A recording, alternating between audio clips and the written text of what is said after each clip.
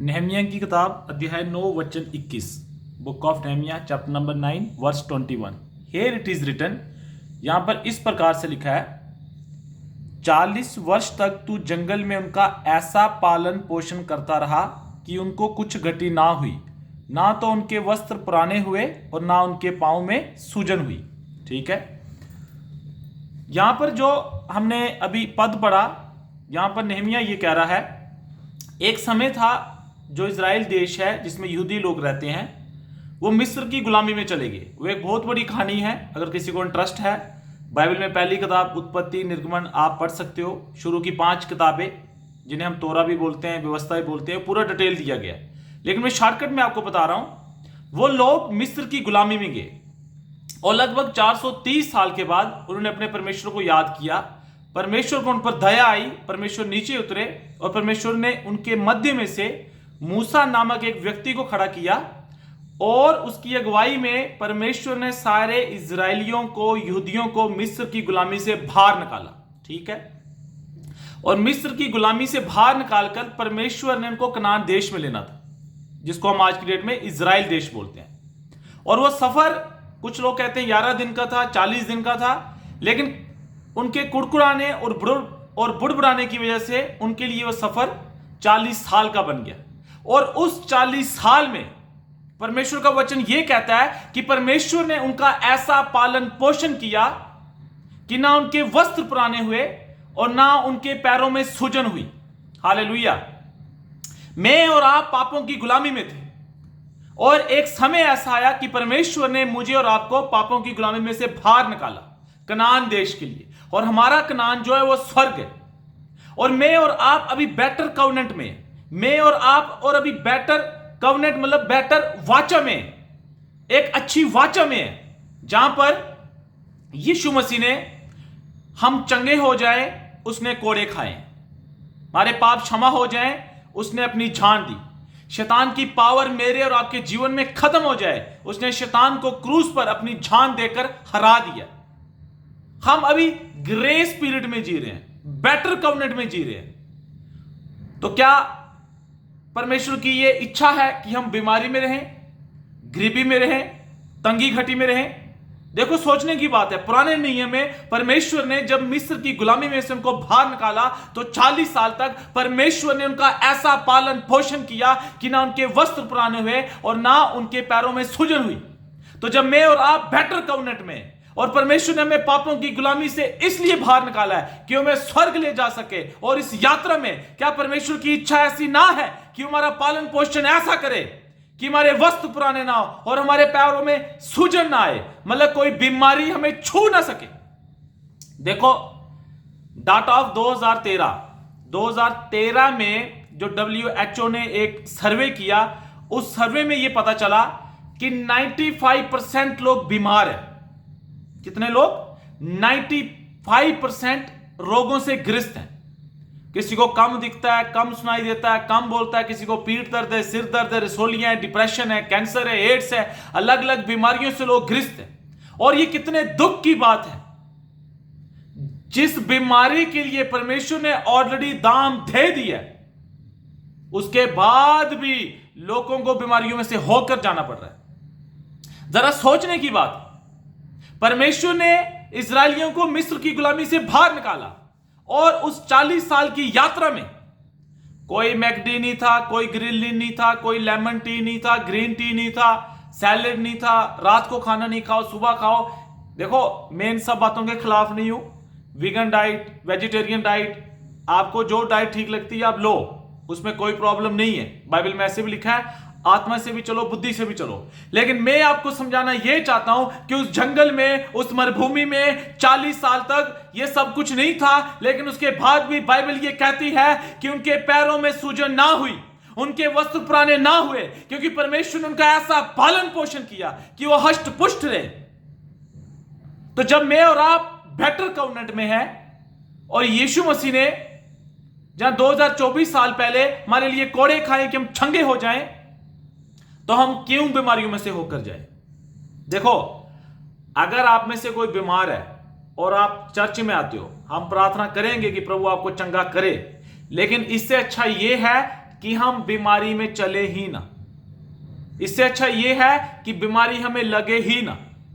देखो होता क्या है, ये जो सीरीज है चंगाई पर, ये हम अपने चर्च में लगभग कोई 7-8 एतवार सीखेंगे। अभी एक ही एतवार हुआ है, कल दूसरा एतवार है, फिर तीसरा एतवार है। हम लगातार चंगाई के बारे में सीखेंगे। देखो होता क्या है, अब कुछ लोग ये कहते हैं कि यीशु मसीह हमारे पापों के लिए मरा है, यीशु मसीह हमारे पापों के बदले मरा है, हमारे पाप क्षमा अगर हम उस पर विश्वास करें। वो कहते हैं चंगाई के लिए नहीं मरा है। लेकिन पतरस 2:24 कहता है उसके कोड़े खाने से हम चंगे हो चुके। हमें यह मानना पड़ेगा। उद्धार का असली मीनिंग है सोजो। सोजो का मतलब है छुटकारा, बीमारी से, गरीबी से, तंगी घटी से छुटकारा। तो अब होता क्या है, अब जो चर्च प्रार्थना करेगा, जो चर्च ज्यादा प्रचार करेगा, उधार उधार उधार उधार ही होगा। चर्च प्रचार करेगा, उधार में तो सब कुछ आ जाता है, लेकिन हम मतलब ये प्रचार करेंगे पापों की क्षमा, पापों की क्षमा, पापों की क्षमा, तो संभव है लोग बीमारियों में से होकर जाएंगे, लेकिन पापों की क्षमा होगी। जब चर्च प्रचार करेगा यीशु मसीह हमारे लिए कंगाल हो गया कि हम धनी हो जाएं, प्रॉस्पर्टी प्रॉस्पर्टी प्रॉस्पर्टी, तो संभव है बहुत से लोग चर्च में प्रॉस्पर होंगे। जब चर्च प्रचार करेगा चंगाई चंगाई चंगाई चंगाई, तो संभव है चर्च में चंगे होंगे। लेकिन हम प्रचार करते हैं चंगाई, छुटकारा, प्रॉस्पर्टी, उद्धार, और अभी हम चर्च में प्रचार कर रहे हैं चंगाई के विषय पर। तो आप इसे अवगत नहीं है, वो आपकी समस्या है। लेकिन सच्चाई यह है, यीशु मसीह ने कोड़े खाए कि हम चंगे हो जाएं। लोग 39 कोड़े कहते हैं, बाइबल में 39 नहीं लिखा, लेकिन 39 का मतलब यह है कि जो मेन बड़ी मेजर बीमारियां जो साइंटिस्ट ने खोज की, जैसे एड्स, कैंसर वगैरह वगैरह, उन्हीं के अंदर से सिर पीड़, सिर दर्द, ये पेट दर्द, रसोलियां उसके अंदर ही है। तो मेन जो बड़ी मेजर बीमारियां 39 उसके अंदर ही सब है। तो यीशु, तो जो हम ये बोलते हैं यीशु मसीह ने 39 कोड़े खाए, इसका मतलब ये है कि यीशु मसीह ने मेरी हर बीमारी के लिए कोड़े खाए कि मैं चंगा हो जाऊं और मैं चंगाई में जीऊं, मैं अलौकिक स्वास्थ्य में जीऊं, मैं डिवाइन हेल्थ में जीऊं। लूका 11 में यीशु मसीह का चेला यीशु मसीह के पास आया और उसने यीशु मसीह को कहा कि हमें प्रार्थना करना सिखा। तो यीशु मसीह ने प्रार्थना में पहला पॉइंट क्या सिखाया, हे हमारे पिता, जैसे तेरी मर्जी स्वर्ग में पूरी होती है ऐसे पृथ्वी पर भी। उसका मतलब क्या है? इसका मतलब यह है स्वर्ग में यीशु की क्या मर्जी पूरी होती है कि वहां कोई बीमारी नहीं है, कोई रोग ना, कोई पाप ना हो। तो यीशु की इच्छा है कि जैसे मतलब स्वर्ग हमारे घरों में आ जाए, हमारे जीवन में आ जाए। तो स्वर्ग में क्या है? स्वर्ग में कोई बीमार नहीं होगा, स्वर्ग में कोई बीमार नहीं होगा। हम स्वर्ग जाकर बीमार नहीं होंगे, लेकिन उसका अनुभव हम अभी से ले सकते। The moment we accepted Jesus as a Christ, from that time we entered in heaven. हम स्वर्ग का अनुभव यहां ही ले सकते हैं, हम इस यात्रा में ही ले सकते हैं। तो देखो, आपको यीशु मसीह की इच्छा क्या है आपको ये जाननी पड़ेगी। अब कुछ लोग कहते हैं प्रभु यीशु मसीह नहीं चाहता हम चंगे हों।